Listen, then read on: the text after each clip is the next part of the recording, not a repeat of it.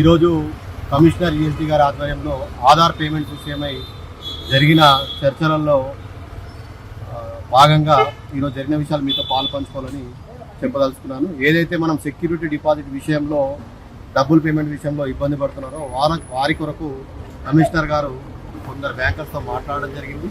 వారితో ఈరోజు ఒక సమావేశం ఏర్పాటు చేసినారు.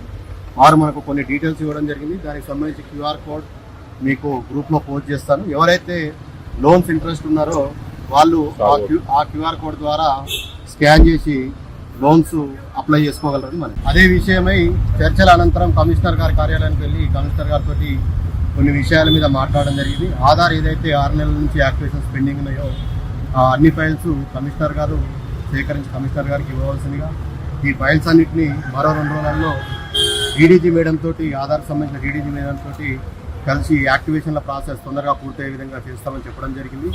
అలాగే ఏదైతే ఏపీ ఆన్లైన్కి వ్యాలెట్లో అమౌంట్ పడుతున్నాయో ఆ విషయం కూడా కమిషనర్ సార్ దృష్టికి తీసుకెళ్లడంతో ఏపీ ఆన్లైన్ వారికి బ్యాంక్ అకౌంట్లో డబ్బులు అధికంగా ఎదుర్కొంటున్న మన మీ సేవ స్టేషనరీకి సంబంధించిన రిజిస్టర్ మెయింటైన్ చేయాల్సిన విషయమై ఇబ్బందులు ఎదుర్కొంటున్న దృష్ట్యా కమిషనర్ గారికి వివరించడం జరిగింది.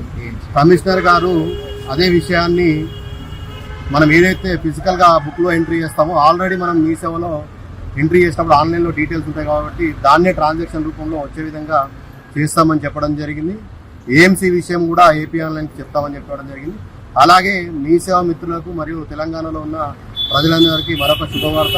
మీరు ఇంతకుముందు క్యాస్ట్ సర్టిఫికెట్లు ఏదైతే ఎస్సీ ఎస్టీ ఓబీసీ బీసీలకు సంబంధించి అప్లై చేసుకున్నారో ఆ క్యాస్ట్ సర్టిఫికెట్లని మళ్ళీ అన్ని సర్టిఫికెట్స్ డాక్యుమెంట్స్ అన్నీ తీసుకొని వెళ్ళి అప్లై చేసుకునే విధంగా కాకుండా ఆల్రెడీ ఇంతకుముందు అప్లై చేసుకొని ఉంటే వారి యొక్క ఆధార్ నంబరు వారి యొక్క పాత అప్లికేషన్ నంబర్ ఇస్తే ఆటోమేటిక్గా సర్టిఫికేట్ వచ్చే విధంగా ఎంఆర్ఓ అప్రూవల్ లేకుండానే పాత సర్టిఫికేట్ జనరేట్ చేసే విధంగా సీసీఎల్ఏ వారు ఒప్పుకోవడం జరిగిందని కమిషనర్ గారు చెప్పడం జరిగింది. ఈ విషయంలో సహకరించిన రాష్ట్ర ప్రభుత్వ పెద్దలకు మరియు కమిషనర్ మీ సేవ గారికి, ఐటీ సెక్రటరీ గారికి, తెలంగాణ మీ సేవ ఫెడరేషన్ తరఫున ధన్యవాదాలు.